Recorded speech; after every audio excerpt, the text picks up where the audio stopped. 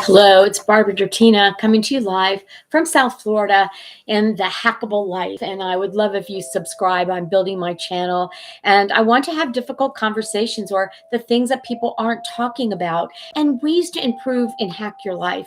We have been in unusual times now for a couple of years. And now, with the situation in the Ukraine, all of the global perspective and worldviews have changed dramatically. Our lives, we don't even know how our lives are going to change from here forward. It's almost like the global pandemic was a prerequisite for our stamina, for our resilience, for figuring things out, for pivoting, for finding what's important to us, to even cope with the situation that could be today. I grew up during the Cold War time, and I grew up in Miami, and I was Polish. I am Polish. I'm so proud of the Polish people. And so all of this is in my culture.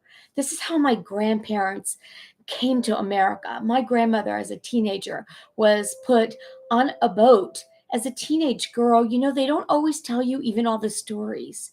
Of course, she went to Ellis Island. She's on this boat. Can you imagine how long it took to cross the Atlantic?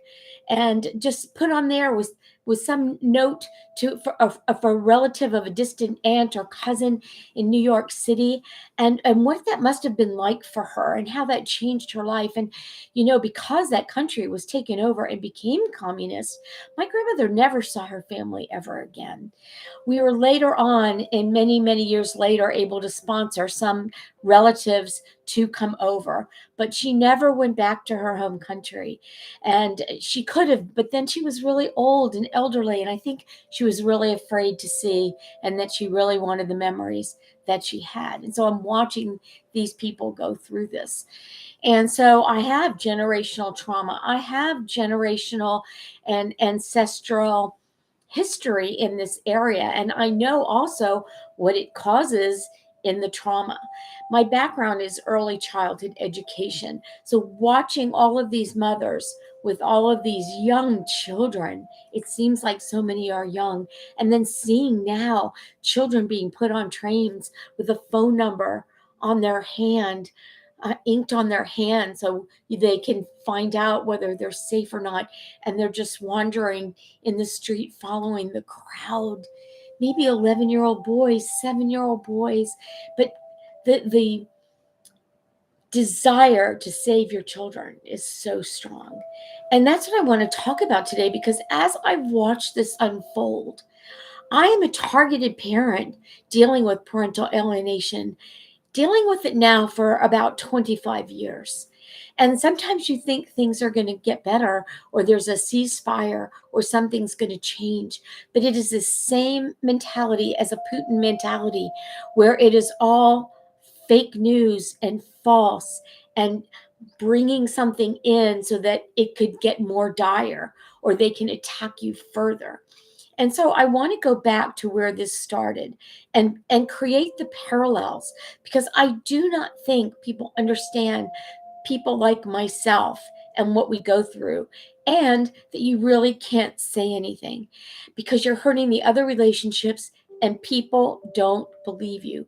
Just like the people in Ukraine writing back to some of their family, or calling parents that are in Russia, because these cultures intermingle and are so entwined with relatives in both places, and them not believing what they're actually experiencing. And that's a huge thing with parental alienation. People think you're crazy. People think you're making it up. People think no one would do the things you say to make them for this to happen. We wouldn't hurt our children. Look at this person hurting our children, hurting everyone, hurting Mother Earth, destroying. We're trying to save our planet with sustainability. And one person has the ability to just disseminate the trees, the crops, the buildings, the people, the animals. It's unbelievable. But that is what it's like when you are a targeted parent. It's so massive that it's so hard to get around. You sort of walk around in a PTSD state because you don't understand how this happened. And so when I saw all those troops on the border during the Olympics, and remember, he took Crimea in the Olympics when it was being held in Russia. I just watched him. I knew as he stood there stoic, and there were rumblings about Crimea, and he just, Putin just was stoic and stoic. And what a great foil when everyone's distracted. We're trying to have global harmony, and he goes in and grabs Crimea. Here we are again with the Olympics, with even Russia having doping, being called out again because of the kind of culture that it seems to be. And so all these troops were amassed on the border. And so that's like it when you're getting ready to get divorced, many times you're suspecting things, but you look at your children thinking they're disoriented, they don't know what's happening. Just like all the people wanted to stay, they go, this isn't going to happen. This is blowing smoke. This is frightening us. I mean, nobody does drills like that. He would have done drills like that forever. Plus, look at the history, and that's the same with being abused as a spouse or a partner or as a child. They say, we're not going to do this. We're not going to do this. And of course, we want to believe they're not going to do this, but they do it. So all these people then stay there, and you're trying to reason, or you're trying to have this talk, and you're saying, okay, here's global rules. Here are things that we are peacekeeping people. We want our freedom. We want our democracy. What is fair? I was fighting like that. And 25 years ago, we didn't have the internet. You didn't have access to so much information, and people were not speaking about this. I know it has existed all over time, but now it is epidemic. So there you are, bunkered down. You become isolated. Who can I call? Who can I tell? You're trying to protect your children. You don't want to speak out because you don't know who to trust. The laws are not there protecting you. You don't know what's going on. That's what it's like. You are the same way. You're like this hostage. Look at all of these incredible minds around the world, all these incredible leaders of different cultures, different countries, trying to get together to reason with a particular person. Even the people around him cannot reason or make any inroads in having an understanding of how far this person would go. That's how it is when you have an alienator, because the hostage are your children, just like the hostages are the Ukrainian people, Zelensky, and the children. How far are they willing to go? And in parental alienation, people are willing for their children to die. Yes, we have to start looking at this. It is so similar. This is on a massive scale, but I haven't seen anything parallel the journey of parental alienation when it is extreme, such as this. And then everyone is looking at you like you are crazy. So Ukraine isn't a country. Ukraine is neo-Nazis. Ukraine has biological warfare and labs, and they create that conversation, and people start to believe it. So principals in the school believe it. You're a bad parent. Now, I'm not saying there are not bad parents and there are not abusive parents. That is not what this is. This is something entirely different. And as I talk about it, and even just wrote a story about it, psychologists and top leaders have never heard this term, and they don't understand that's happening. My daughter at 15 took her life. Do you think some of those children are going to want to take their life? Some of those people are going to rather die than have the Russians capture them, or to be killed or bombed, or have biological warfare, chemical warfare on them? What about those bombs that just suck the oxygen out? What happens? You implode? They're illegal. All of these things are illegal. We know that Putin has used chemicals before. He has poisoned people in other countries that are Russian or dissenters or anyone that disagrees. That's how the alienator is. They train your children with mind controlling. It is really brainwashing. Look at the Russian people being brainwashed. So then access to other information, other people is taken away because they just want this one conversation. And when you say it enough, people believe it.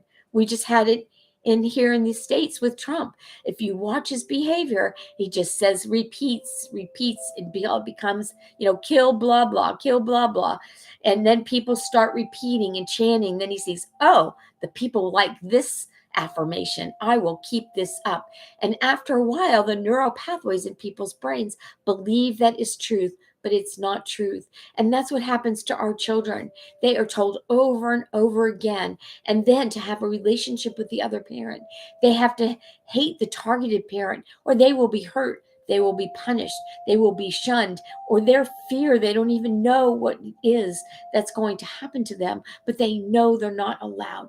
How is that different than communism and suppression and the Russian people? No journalists are safe. If you say anything in a different way, you will be jailed. There is no free speech, and the conversation is being controlled completely. So it's like, let me implant something now because they will think this is happening to us. We're the victims, and they're trying to hurt us. It is so similar to parental alienation and the behaviors. Do you see leaders around the world cannot stop this man? Courts, lawyers, psychologists, therapists, they cannot stop this situation. I had access to my other daughter and my grandson for a few years. All of a sudden this spigot is turned off because you don't know what's going on in their mind. They are triggered, and there's you hear each person, well, what do you think Putin will do? What do you think Putin will do? It's just like the alienator or the narcissist. What do you think the narcissist will do? It's unpredictable because they're unstable and they are not willing to say they're wrong. They cannot ever back down from their positions. And so they will go to extreme lengths. And so we walk in fear. You're afraid to set anybody off. You tiptoe around, but then you are, suppressed. And look at the people now having to flee from other cities. People are going to be starved to death. Who can have this level of evil and hatred? You're not connected to any kind of empathy or understanding or relationship or compassion to anything else other than what your goal is. It is the same of an alienator. And judges think, oh, I slapped him on the wrist, just like Putin has been slapped on the wrist a couple of times for other countries, just like Trump has been slapped on his hand, and they do the same thing. There are no repercussions, and they feel empowered and enabled and empowered to even do more. Let me tell you a couple of stories of parental alienation. There have been people that maybe the mother or the father has won the case, and that other parent, I'm thinking of a father, I'm sure it's happened, mothers have done this too. So I'm not trying to discriminate, but I'm coming as a mother, and I have friends going through this who are fathers. It doesn't discriminate. And there's grandparents. I'm also a grandparent. And they were willing to shoot themselves and their child rather than have that child have access to the other parent. Yeah. Another case, this just happened recently, and the father had fought so hard to have access to his children, and finally the courts realized that the mother was lying and it was not true. And so they gave father visitation. He met at a police station. I used to meet in exchange at the police station because they would say I didn't show up, that I wasn't there when they didn't even bring my children, and we didn't have cell phones. I wanted the time date stamped and documented that I was there. I mean, you keep raising the stakes, and just like in the Ukraine, you raise a stake and it makes them matter. The sanctions are making them matter.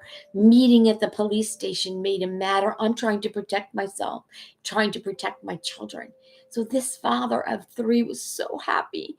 The kids get in the car, and his father-in-law, ex-father-in-law, shoots him in the car in front of his 3 children. How is that good? How is that winning? Those children are hurt. They were already hurt. Now, there's no telling where that's going to come out. And that is happening all over in our society, because 25 years ago, really, divorce still was My children weren't happy, but I stayed 10 years too long. I was really trying not to be that statistic, and it wasn't as common, and it was still so difficult. And now we have a population of children that are untethered in many ways, because if you don't get along in marriage, it's very hard to get along in custody disputes. There's a huge movement to make more peaceful transitions, but our system in the United States fosters it. Your child is an asset, and the attorneys want to churn the case, and they create more dissension, and maybe that people even were agreeable at the beginning. But the way that our process is, the way the family courts exist, I didn't realize this when I was going through my divorce. I thought there will be fairness. We will see. I thought they practice law just like all other areas of law. Family law is different. It is a huge economic and money making machine. They do not want you to get along. They don't care about our children. It is so much the same. And even the oligarchs can't even talk to Putin or have any pull, even though they are pillars of wealth in their country. It's the same. You're trying to navigate. And if you're upset and if you're angry or if you're worried and crying and showing emotion because your children are in danger, you're viewed as crazy or wacky or what's wrong with you or you're an unfit parent. So we walk this line just like these Ukrainians are walking this line, and everyone around the world is, from all the companies withdrawing there, from the airplanes. I just saw something posted that Putin's saying, well, we might not get our American astronaut down from the space station. What levels having this person have access to nuclear power and be an unstable or extremely stable, uncaring kind of a person is so dangerous. And that's what we're doing with our children. The parallels are so similar. And yet no one was talking about it. I'm talking about it. It's the same. It is war on our families. Other countries don't have the same protocols as the United States. However, many other countries around the world are dealing with the same issues that we have. And if you don't think this concerns you, it does, because it's cultural. What's happening with our children, the suicide rates, the cutting rates, the self-harm rates, what kind of marriages will that children? It duplicates. So now my daughter's already divorced.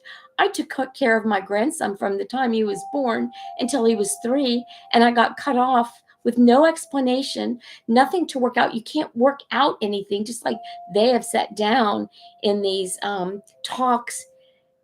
And you might even think that they're negotiating something. They have no intention of negotiating. It just bides them some time. I had no idea I'm cut off. And the last time I saw my grandson in a group, it was like, you're not my grandmother. Does that hurt? Are you kidding? Who does that?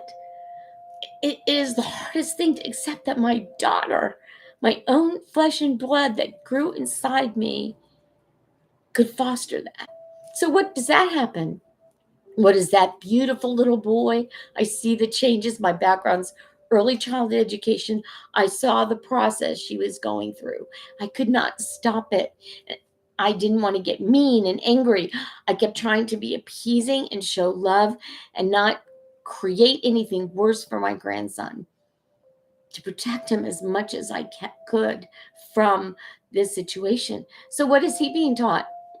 You can hate your mother, so when I get older, I'll hate you too. Or what kind of husband is that going to be? What kind of father is he going to be when he sees a mother doing that? And one comment was, well, I didn't like seeing my grandparents and you made me, and I don't want to do that to my child. My grandson loved me to death. He was so happy to see me until it chipped away. And he was afraid to see me. He was afraid to know me because he knew the consequences. And I can say that sometimes that person doesn't even realize they're doing that. Thank you for tuning in, Dwayne.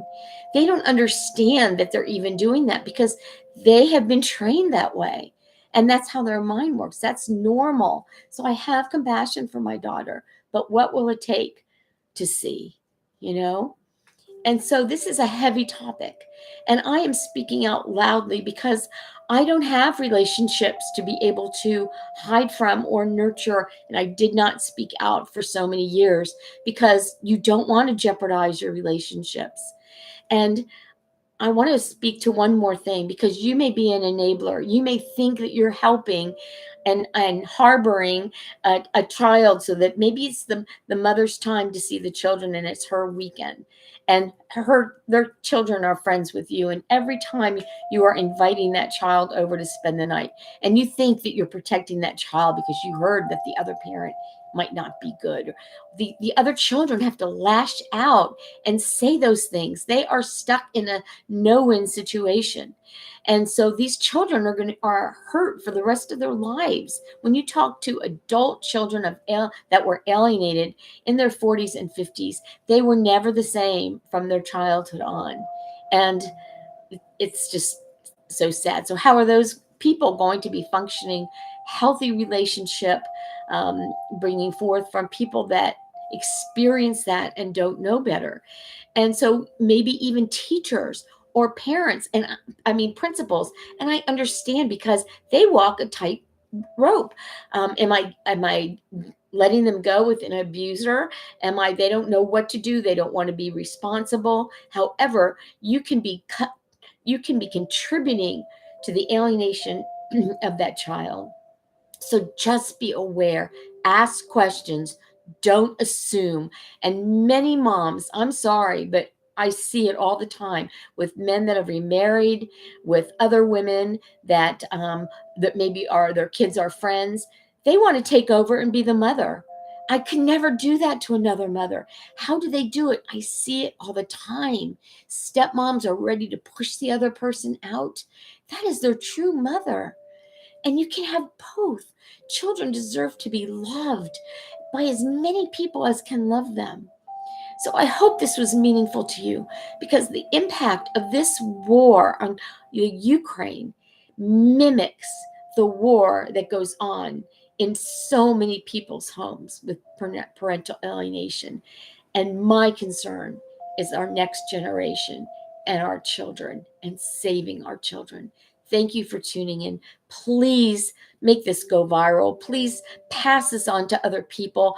Everyone I talk to now that I feel like I've come out of the closet because I hid. People don't believe you. Even family members, they go, I know they were angry at you. They do not understand the covert cult-like behaviors that are written up in the psychology books. It's different behaviors than abused children. It's different behaviors than even adopted or fostered children. It is very covert. So please pass it along as I share, and I have been starting to speak out. People have been coming to me and telling me their story, or it is a friend or a relative who's going through that right now. It's like being a Ukrainian. Thank you, and let's all pray for peace in all ways.